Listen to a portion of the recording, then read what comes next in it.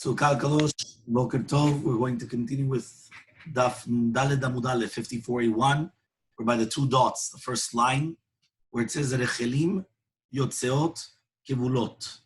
Okay, we're talking about these females, right? The female sheep are going to go out with these kivulot. My kivulot, what exactly are kivulot? So says the Gemara, Shemechablin aliyah shelahem lemata. They're going to tie their tails, right, downwards, covering their private part, in order for the zecharim not to come onto the rechelim. So says the Gemara, "My mashmadai kavul, nisha delo avid peirahu." How do you know that the word kivulot, kavul, comes from the word that you're not trying to make fruits? Because here you're stopping them from bearing fruits, from having children. So he says, it says in the pasuk, "Ma he'arim ha'ela shenatat li yachi." What are these cities? This is what Shlomo HaMelech is telling to Hiram Melech Tzur. Okay? So he says, what are these cities that you gave me, my brother? They call them Eretz Kavul. They call them Eretz Kavul until today. My Eretz Kavul. Were people that they were dressed with gold and silver. Okay? Amale Rava says, Yachiv so. So then that's what's in the pasuk. Velo yashru be'enav. That it wasn't good in his eyes. So what's the problem? Right? Well, because they had kesef zav all over them, they had gold, silver, everything. So now it's not going to be good in his eyes. Amalei said, no. In kevan de'atiru mefanke lo avdi avita. He said, since they were so rich and they were mefunakim, they were finicky. They were very mimados. How do you say? They were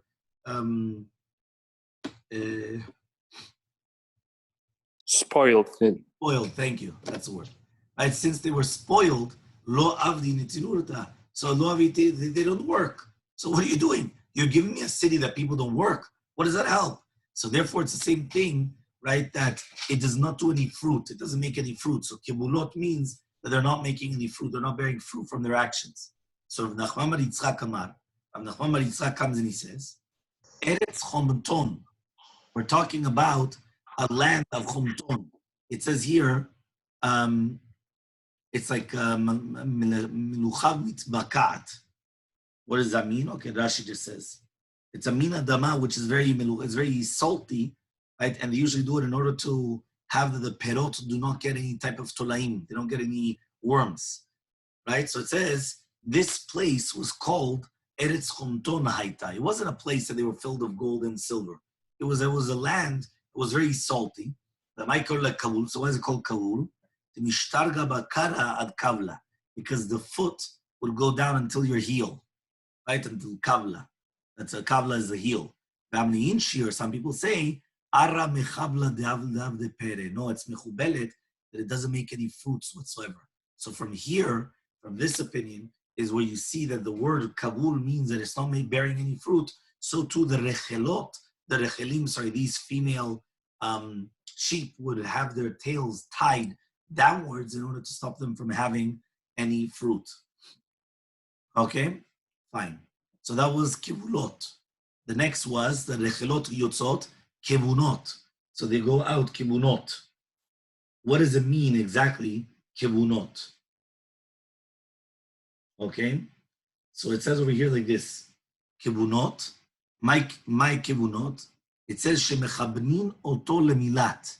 They tie a beged, a clothing, savivi kargufo shel keves biyom lidato, in order to make sure that the head stays very, very clean.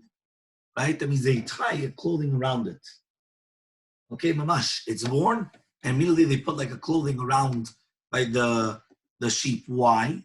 Because they want that the tzemer, the wool, will always stay very, very clean in order to make out of it afterwards kli milat, which is very, very naki. It's very beautiful wool material.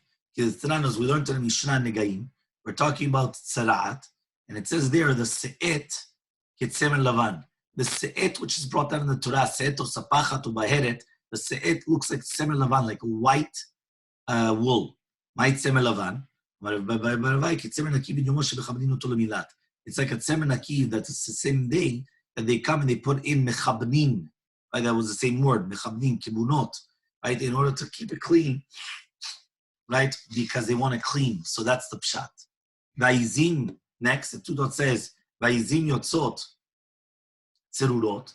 So the izim, the ez, the goats, they go out with something protecting their chest area, where they milk them. Itmar, it was stated, Rav Amar, Rav says, Halacha Zakir Yehuda. Okay, because basically there was a machloket between the Rabbi Yehuda and Rabbi Yosef. Okay, Rabbi Yehuda permitted to go out only if it was liabesh, that the milk should dry up, but not lichalev. However, though, according to Shitat, that was Rabbi Yehuda. According to Shitat Rabbi Yosef, right, he said, no. He said that as long as it's going to be protecting, there's no problem whatsoever. Okay, Rabbi Yosef, he prohibits to go out in any form of tzirurot, in any form whatsoever. The Tanakama was the one that permitted the beginning. So Itman, it was stated, Rav Amar, Rav says, that you're allowed to go out only if it's liabesh, but not lichalev. And Shmuel says, that you're never allowed to go out this way at all, because Rabbi Yosef said in the Mishnah that everything's asur, all those cases. But some people actually learned this right by itself. Rav Amar, Rav says, liabesh is mutar velo lechalev, which means you're only allowed to go out with this protective gear only if it's going to dry the milk, okay, but not if it's going to protect it. Shmuel says, it's always going to be asur. So therefore it comes out that when we have here the machloke between Rav and Shmuel, it wasn't that they were going back on the Mishnah. It was an independent braita. Machloke between Rav and Shmuel, is the goat allowed to go out or not? Some people, they'll learn this entire psak between Rav and Shmuel, or the psak and Shmuel at least, to do with on this. It says, so it says the goats could go out with a protective gear in order that it should dry the milk, right?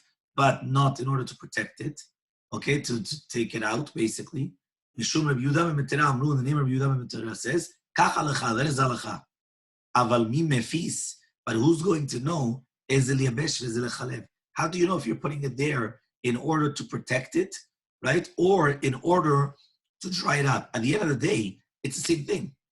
You cannot tell by the form of it's the same protective gear. So how do you know that protective gear is there to dry it up? Or the protective gear is there just so that way it's going to be the other way around. So he says, right, since it's not recognizable, right, which one are you doing? Both of them are asur. Both of them are asur. Amar Shmuel, Rav Yehuda, Amar Shmuel, halacha zakab Yehuda ben Betera. The halacha zakab Yehuda ben Betera, since it's not nikar, what are you doing? So therefore we can't permit it for you. Because we don't know what you're doing. So it's going to be prohibited for both of them. Okay, Kiyata Ravim, when Ravim came from Eretz Yisrael to Babel, Amar Rabbi Yochanan said to them, Rabbi Yochanan, halacha is like Tanakama, that they are allowed to go out, whether liabesh or whether lichalev. So you actually, it's going to be permitted for both of them. Okay? Fine. Mishnah. Uvama ena yotza. With what can an animal not go out? Remember, bameh malikin, bameh en malikin. What can you light the candles with? What can you not light the candles with? Same tune, same thing. Bameh yotza, bameh ena yotza. What can an animal go out on Yom Tov, on Shabbat, sorry, and what can an animal not go out on Shabbat to Rishut Rabim? So it says, Lo yetze gamal memetultelet. A gamal, a camel, cannot go out with a metultelet. What is a metultelet? Here it brings a picture. That's a metultelet. It's like also a saddle cloth. Okay? Lo akud velo ragul. Right? So you cannot go out. Lo akud velo ragul. Right? That means you cannot come and tie it up, right? In order that it's not going to run.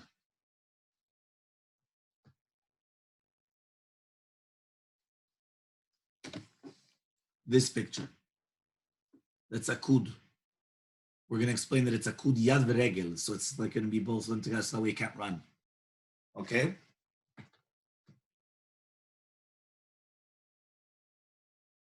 V'chen shar kol behemot. The same halacha would apply to all the other animals. The same halacha. Next, lo yikshor gmalim ze b'zeh v'yimshoch. So you cannot come and tie the two camels together, okay? V'yimshoch, and then drag them all together. Meaning I'm going to tie the camels one to each other, and then I'm pulling one and I'm pulling all of them. Okay?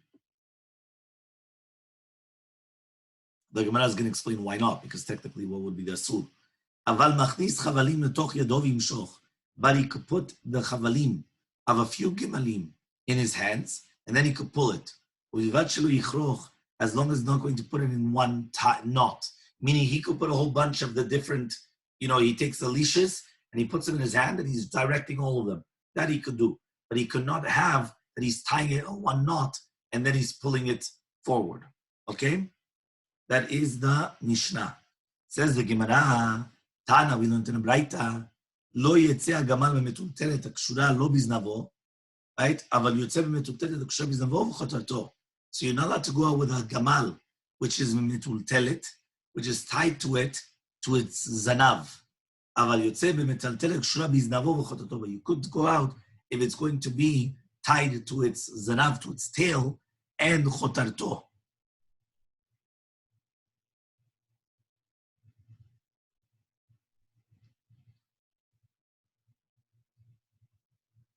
What's that? That its nose? How does it translate chotarto? Hump. To its Its hump. tail. So basically, since it's tied to its tail and its hump to two different places, we're not going to suspect that it's going to fall off and then you're going to carry it on Shabbat. Okay? Fine.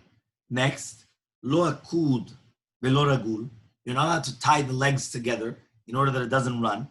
Amar Rav Yehuda says of Yehuda, akud is akidat yad v'regel. Akud is like akidat Yitzchak. Right? Akidat yad v'regel. Right? I actually know that I've seen some people when they do the Brit Milah, they do like akidat Yitzchak, which means that they open up the legs of the baby and they tie it around and they put the hands down as if that you're tying it like akedat Yitzchak. So it's akedah is akedat yad v'regel, the hand with the feet. Okay, so that's what we're doing. So you're doing the obviously the leg, right? The regel be'emot akadmiyot ima acham raglei achorit. So basically, it's like the hand with the foot. So it's like the front with the back. Okay, that's what you're putting them together. Okay. Now it says. So that's akidat yad v'regel. Ki Yitzchak ben Avraham, just like Yitzchak ben Avraham Avinu, which was akidat Yitzchak. So therefore, that's where we learn what is aked, right? What is akud. So it says v'ragul shelo yachuf yado al gabei zro. So akidat yad v'regel means you're tying one hand with one foot. So basically, the front part of the animal with the back part of the animal, but one with one. So therefore, now it can't run. The second one, which is ragul. What is ragul? You're not going to fold, right? You're not going to, here, this is ragul. This one over here. So you're folding back the one foot to upwards. So you're not allowed to do that either. Right? You're making it like hop. Yeah? So then it obviously can't run that way. Okay? So you can't do that as well. So Meitvei, we're going to ask the following question, right? Akud the shtei yadayim, right? U'shtei raglayim. Just 1 second. I thought that the akud has to be 2 hands and 2 feet, which means you're tying the 2 hands together or tying the 2 feet together, which again, the animal has 4, correct? He's like this, 2 hands and 2 feet. So we said that it's like this. This is tied together. So the 1 hand and 1 foot, so it cannot run. This is why. I thought that it means the 2 hands are tied together or the 2 feet are tied together, not 1 and 1, right? So akud shtei yadayim u'shtei raglayim v'ragul shelo yachov yado al gabei zro v'yikshor. It's a yad, not right. Shelo yachov yado al gabei zro v'yikshor. So that's the same actually. So right, but for sure the akud is different. That means the ragul is the same. Okay, fine, but the akud is different. So it says the Gemara, answers the Gemara, Hu Damar Tana, he holds like this Tana, the Tanya was going to the Braita, Akud, Akidat Yad Regel, O Shte Yadayim Ushte Raglayim. Ragul, Shelo Yechuv Yado Agabe Zrov Yikshor. Which means that it's o. It could be either one hand, 1 foot, either 2 hands, or 2 feet. It's all the same thing. That's all called akud. Okay? And the ragul is what we mentioned before. So says the Gemara, V'akati lo kashi, lo dami. This is not comparable. I understand the reisha and the seif of the right of Rabbi Yehuda, akud akidat yad v'regel, and the seif is regel shelo yechuf. Metziata kashe. But the middle of the Braita, which says, or the 2 hands, or the 2 feet, is a question of Yehuda. Because right there it was written, Akidah Shtei Yadayim Ushte Raglayim is also considered akud.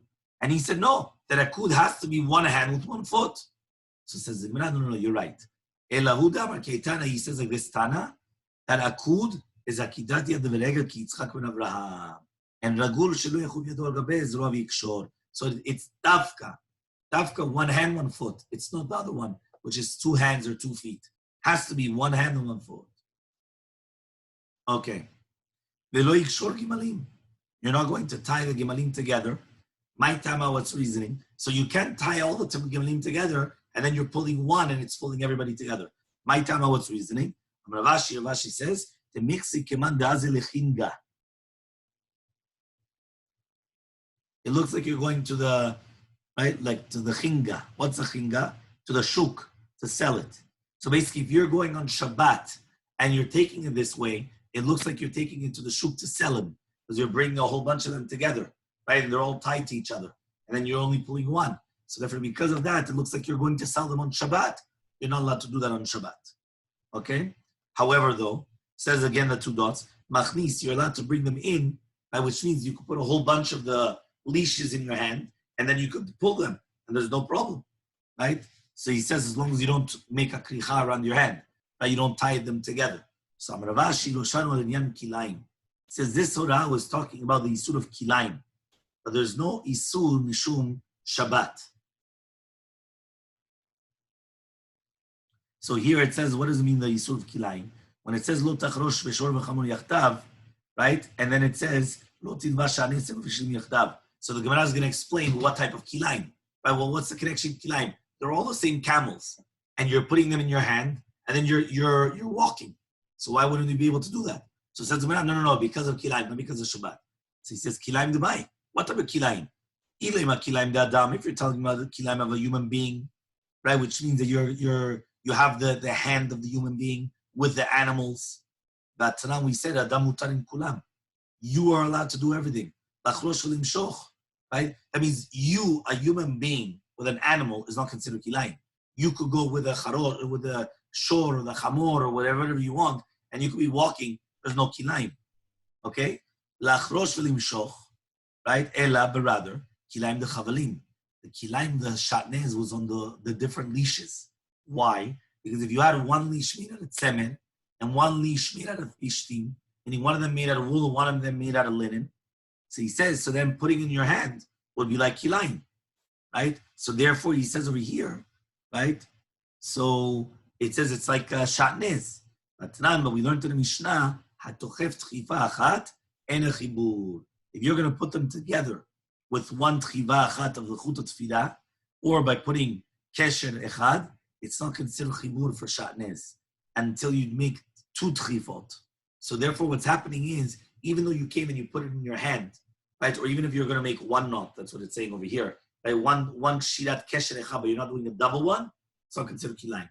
And since it's not considered kilayim, there's no problem. Okay? Until here, we're all clear?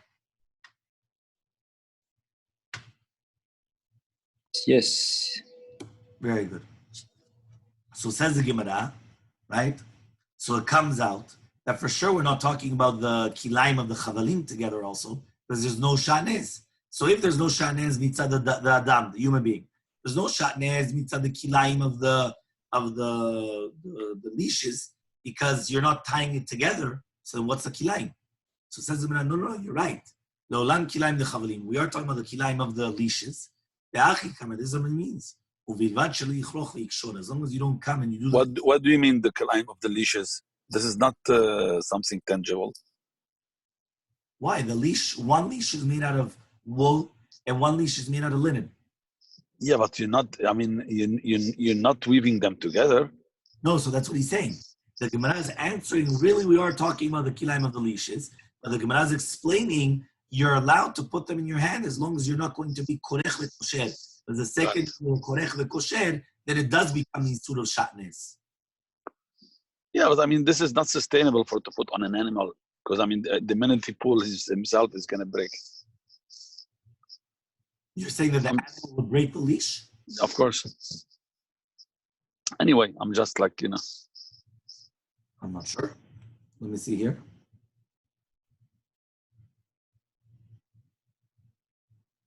Here it says it's a double knot. Okay. But I'm not sure. If it would break through, so then it defeats the purpose of the leash, But I'm not sure. Of course. I don't know. Is it the double knot is like a garment? It makes a kind of garment. So if it's kilayim, it's forbidden. It's forbidden the kilayim itself. I mean, that even afterwards, let's say even like Binyamin says that it would break apart, that doesn't matter. Right now, it's considered like a garment that needs to be, and therefore it's. Or maybe he stitched them on top of leather, a layer of kilayim on top of the leash. That is possible. It's possible, even though it's not mashma, no? It's mashma. It's only just the different leashes, no? Yeah. Okay, let's see. We're already in the two dots again.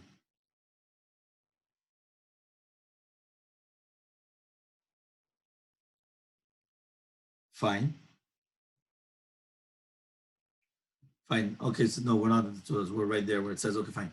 So it says the Gemara, right? Amar Shmuel says, uvilvad, as long as even in this is going to be permitted as long as the chevel does not come out of his hand one tefach.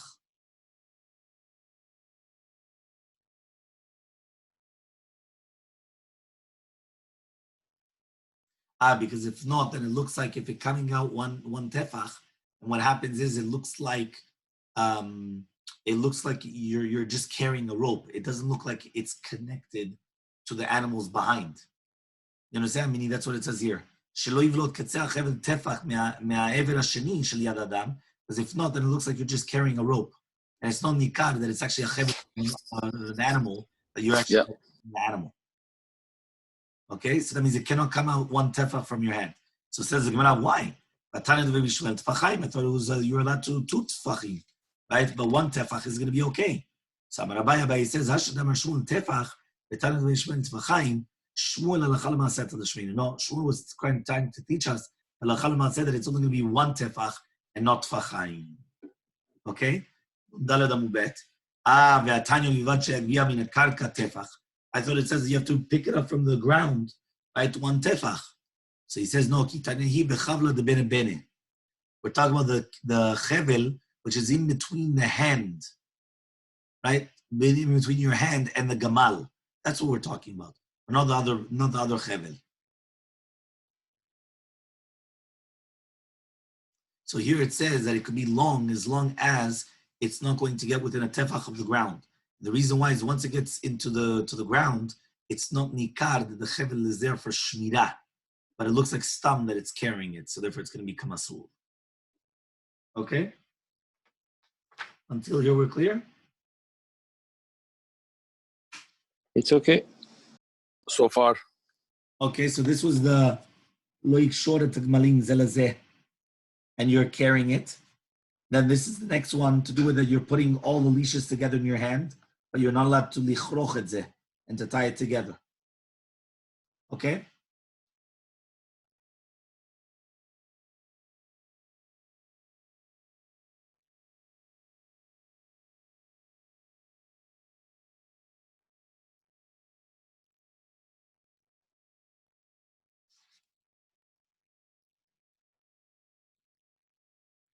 Yeah, this is the tochef tchifa avchat that we were talking about. Maybe this makes it simpler. You're making it with semen upishtim and you're putting it inside of it. And then this is the same thing.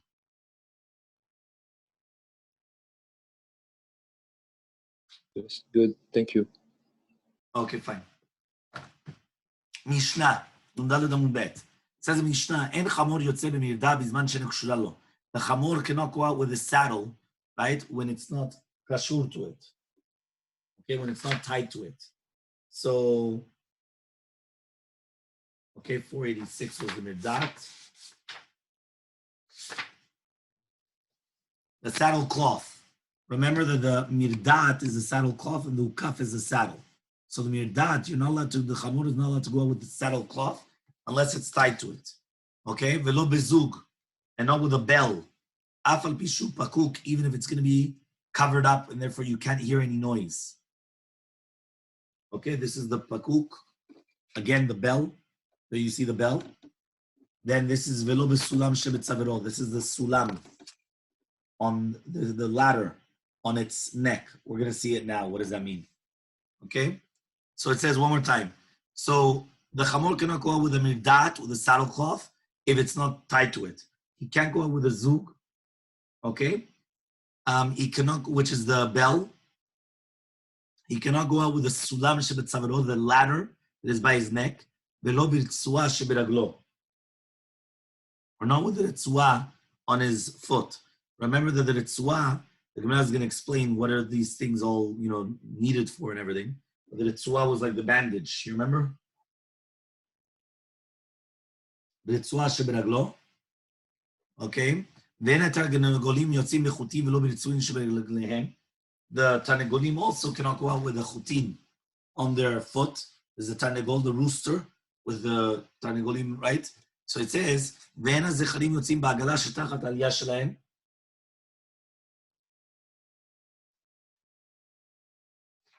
This is here it is. These, they cannot go out with the agala. It's like a wagon, which is by their feet. They cannot go out with that. That's the zecharim. Which zecharim are we talking about? The elim, the rams. So the rams cannot go out with this wagon, which is underneath their tail, in order to protect them from, getting scratched on the ground. Ve'en arechelim, the sheep, cannot go out with the chanunot. Here I don't have a picture of what's chanunot. Ve'en ha'egel yotze begimon. So the egel cannot go out with a gimon. I don't know what this is, but this is the gimon. Anybody knows what that is? No, and there is no translation. Okay, so I don't know. It looks something interesting. It's like, I don't know. I don't know what it's there for even. It looks...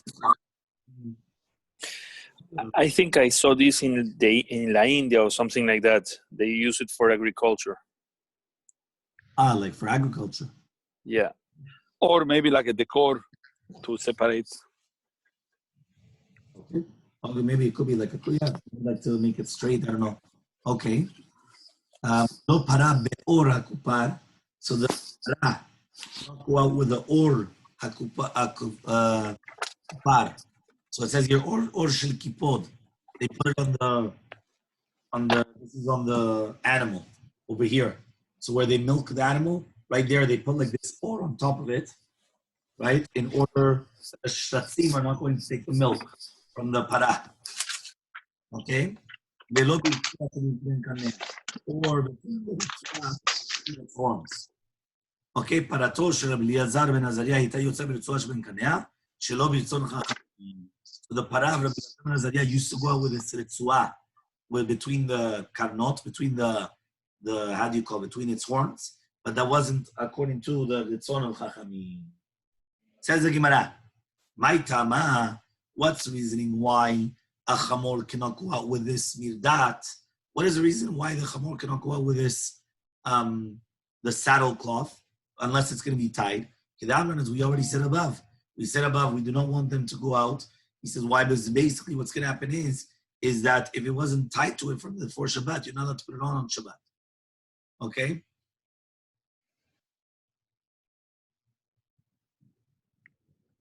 Fine. They cannot go out with a bell, even though they put things around the bell, so it's not going to start ringing on Shabbat. The same reason was when it goes out to the bell, it looks like you're going out to sell it to the marketplace. So since it looks like you're going out to sell to the marketplace, it's not allowed to go out on Shabbat like that to the Reshut Rabin. Velo b'sulam shebetzavro. You cannot go out, the animal cannot go out with a ladder on its tzavar, on its neck. What is this? Amaravuna.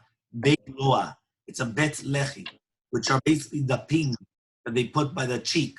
So it's like pieces of wood that they put it by the cheek of the animal. Lemay avdele. What is it made for? If it's called a makah, right? So they tie the sulam there. In order that it shouldn't come and start grabbing the makah with its teeth. It's like a guard. They put it here from the neck over here, so for the animal cannot turn its neck and start, touching the makah, right? It's like a guard that they don't want, a person to touch the makah. Okay? Next, you're not allowed to go out with a ritzwa, which is like a bandage on its foot, on the animal. Because they do it for the chamor in order for the nekishat raglaim zumizu, which means a behemah that an animal that its feet, they are very short. So because what happens is that one of them hits the other foot and it gets damaged. So what they do is they do tabaot miritzuot avot and they tie it, okay, in order that I don't know exactly how it works. No, it doesn't have a picture. I'm not sure exactly how it works, but basically what happens is that by doing it that way, it's not going to hit each other. Let's see. That's what you said. Yeah, okay, I don't know. Okay, next. The roosters do not go out with these chutim, which are tied to it. Again, the roosters are not going to go out with these different things which are tied to its legs. He says you put it as a siman, meaning the owners put it there as a siman to know this is my rooster. So it's not allowed to go out with that on Shabbat. Okay? Next, velo birtzua. It cannot go out with a ritzua on their feet. So it says over here, so they do this in order that it doesn't break the kelim. Okay, that means they tie the feet together in order that it can't get up and start kicking rocks or things like that, and all of a sudden it's going to destroy different utensils. The male rams do not go out with a wagon behind their tail, in order that it shouldn't get hurt their tails with the rocks, so they're not allowed to do that on Shabbat. They don't go out with that on Shabbat. The sheep do not go out with charunot. Yativ Ravacha bar Ula kamed Rav Chasta, sitting Ravacha bar Ula in front of Chasta, Yativ come and he said, Misha shegozin ota tomnim lach ezek b'shemen. Manichin la al padachta kedesh tzanen. He says when they shear the wool of the sheep, what do? They put, right, semer gefen, which is basically any type of cotton wool, or anything in shemen, in oil. Umanichin la padachto. They put it on its padachat, right, on its head, right, shelot titzanen, in order that it shouldn't get cold until it's going to sprout forth. It's this one right here. You see the picture? That's the tzemer gefen, right, or the, like the cotton wool, or whatever it is. You're putting oil on top of it and on top of the forehead of the sheep. And by doing that, right, it's going to protect it that it's not going to get cold, even though you just took away all its skin, all its wool. You took everything away. Then we said, okay, Amalei Rav Chasta says, Im ken if so, asita marukva.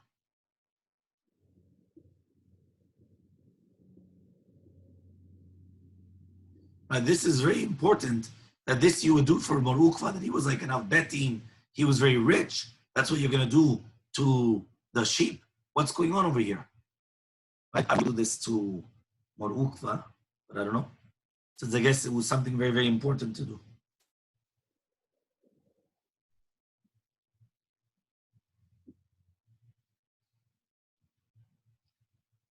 Does it say anything there? He said that it's strange to treat the sheep as machorva. It's not the used to treat the sheep like that. Yeah, I guess it's something of like very hierarchy, or I don't know what you're doing. Yeah. It's like very high up. You're going to put oil on the forehead and all these things. I guess only a Nasi and a Betin, and Yes. people they would do that. Fine. So Ela Yativ Rav Papa Bar Shmuel Kamed Rav Chasta, but rather Rav Papa Bar Shmuel was sitting in front of Rav Chasta. When it's going to come and going to give birth, so when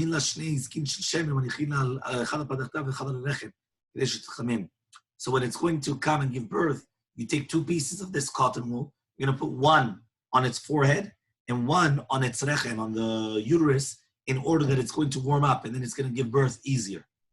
So that's the pshat. Not just that it's like, heating up in order that, you took off the wool, but rather because of this. So Rav Nachman said, Rav Nachman, if so, asita Yalta. You made it like Yalta, his wife, which means she was the daughter of the Nasi, she was the wife of the Av Betin. So therefore what? It's not a kavod to do this to an animal if you do this to a human being. And but Ravuna says, you're right. What is chanunot? Right? There's a piece of wood that in the krachei hayam, right, in the islands of the sea, which is called chanun shemo. Mavim kesam, so they bring a piece of wood from there. They put it in the nose of the Rachel, of the female sheep, in order that it's going to be mitatesh, it's going to sneeze. And all the tolaim of its head come out. Right? So therefore, that's why it's called chanunot, because of the chanun. So basically, I don't know exactly what's going on, but here basically it says that there's worms in the head of the Rachela, and in order to get the worms out, you make it sneeze. So you put this piece of wood inside, it sneezes, and all those worms come out. So says the Gemara, if you do that, Yachim, so zecharim nami. Why are you only doing that for the females? Do it for the males as well. So says the Gemara, given the meganch zecharim badadi, since the males are always fighting with each other with their horns, right? Mimela naflan, so male is going to fall out. Meaning the sheep, they don't do this, but the males, right? They are always with their horns like that and fighting with each other. So it comes out mimela. You don't need to do that. Shimon Zira Amar, Shimon Zira says, Kisma de Dritma. It's a kisam of an etz rotem, of a wood of rotem. A rotem wood.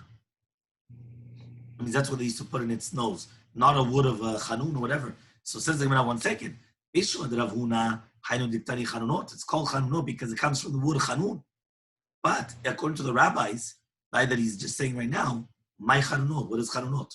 Stop, you're putting a piece of wood or kesam inside the nose in order for it to sneeze, to get out all the worms in its head. Well, what do you want?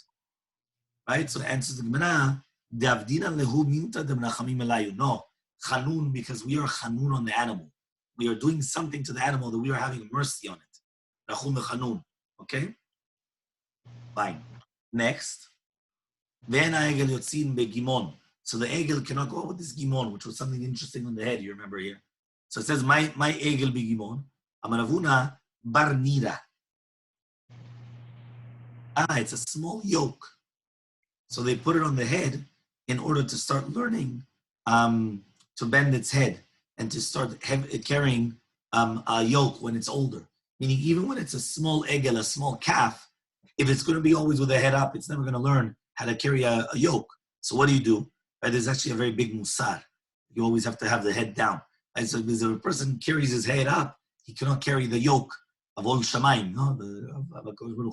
So here, the egel, the small calf, it's not going to carry any yoke. So what do? But when it gets older, you do want it to carry a yoke. So what do? You make sure that when it's small, you put a small yoke, a small burden on it, in order that its head is always down. So that way, when it becomes older, it'll be able to do the same thing, but a much bigger one, obviously. Okay? Beautiful.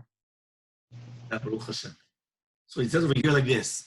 Amar Rabbi Elazar, says Rabbi Elazar, my mashma da gimon lishna demikaf. How do we know that the word gimon comes from the word kfifa, that it's bending down, like it's bowing? He says, it says in the pasuk in Yeshaya, halachov ke'agmon rosh. So you see that the word agmon is coming from the word of kfifa. So it's also like bowing down. So therefore, that's how we know that it's coming from this lashon. Okay? Next. Velo para be'ora kupar. The para cannot go out with the skins, which is protecting where it milks the animals. That way the shatzim don't milk from it. We're doing it in order that the alukot, I forgot how you translate alukot in English. Leeches. Leeches. So the leeches do not come and start feeding from the para. So they put like a protective gear in order that it doesn't how do you call it, milk from it. It also doesn't go out with a ritzua in between its horns, by the strings. If it's according to Rav, whether if it's for beauty or for to watch it, it's going to be asur. And if it's going to be for Shemuel, for Noi, it's asur, but to watch it is going to be permitted. Right? So that's what we just said beforehand. That means we're bringing back the same machloket that we learned a few days ago, to Rav and Shemuel, whether it's going to be permitted or prohibited because of Noi or only because of Shamer, Shmira, Be'alma. Next, Parato Shel Bilazar ben Azariah used to go out Shlo Biltzon Chachamim with this Ben Karnea. So it says V'chada para havya. He says what? He only had one para.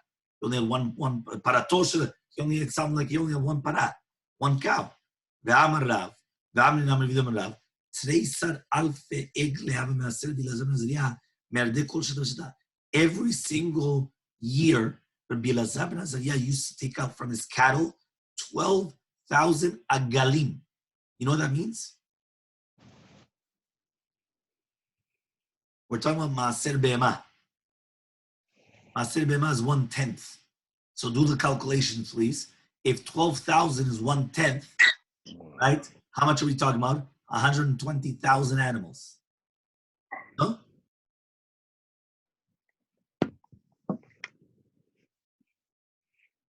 Does it sound right?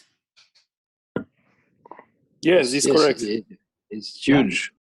That's a huge amount of animals. So why does it make it sound paratosh as if he only had one para? Oh, one para. If he was taking 12,000 agalot, right? So imagine how many parot he had. So Tana, you're right. Lo shelo haita ela shchenato haya haita. So it's true. It wasn't his para. The para belonged to his shachen, to his neighbor. Umitoch shelo michaba. The fact that he couldn't rebuke the neighbor, it was his para. This is a very big mustar also to do with mecha, by rebuking people. Here it comes out that it wasn't even his. He wasn't doing anything wrong. His neighbor was doing it. But the fact that his neighbor was doing it and he kept quiet, that was already the problem. Okay? So it says, yeah, Rav Chanin, Rav Yochanan, Rav Chaviv Umatznu, they all taught this. They all taught. So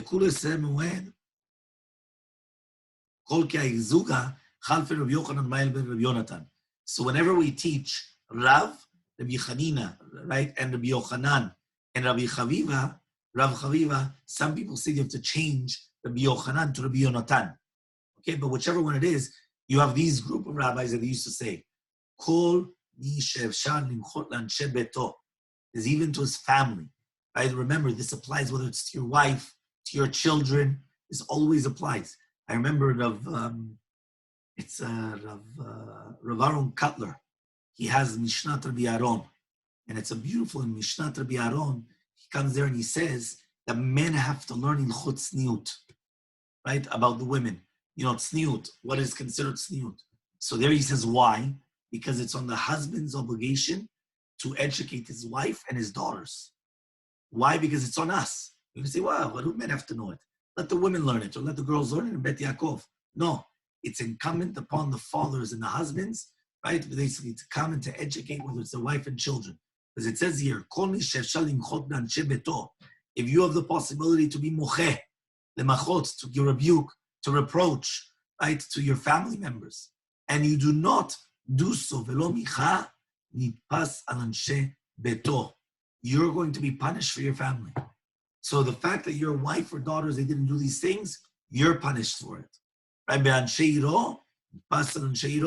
It's on your people that live in your vicinity or in your city, you're punished for it as well. Even if it's going to be the entire world, you'll be punished for the entire world. Because we must rebuke and reproach as well. So Rav Papa says, and that's why the Beresh Kaluta, they are punished on all the Jews on the entire world. Because these are the big rabbis. They have to come out, they have to speak. Why aren't they speaking out? They're punished because of it. What does it mean in the pasuk? Hashem mishpat yavo miziknei imo amo v'sarav. What does it mean in the pasuk in Yeshaya? Hashem will come with justice, with his ziknei amo, with the elders of his generation, of his people, and v'sarav and its ministers. Ima sarim chatu, zekenim machatu. If it says over here, if right now you're going to tell me that the sarim, that the princes and the ones that are in charge, they're sinning, what does that have to do with the elders? Machatu, ela emal zekanim shelo michu basarim. It's because the elders did not rebuke the sarim. And therefore, since they didn't rebuke them, they are punished for them. Right? A very powerful lesson that we have to learn right now. Okay? So with this, we finished off Nun Daled, or Nun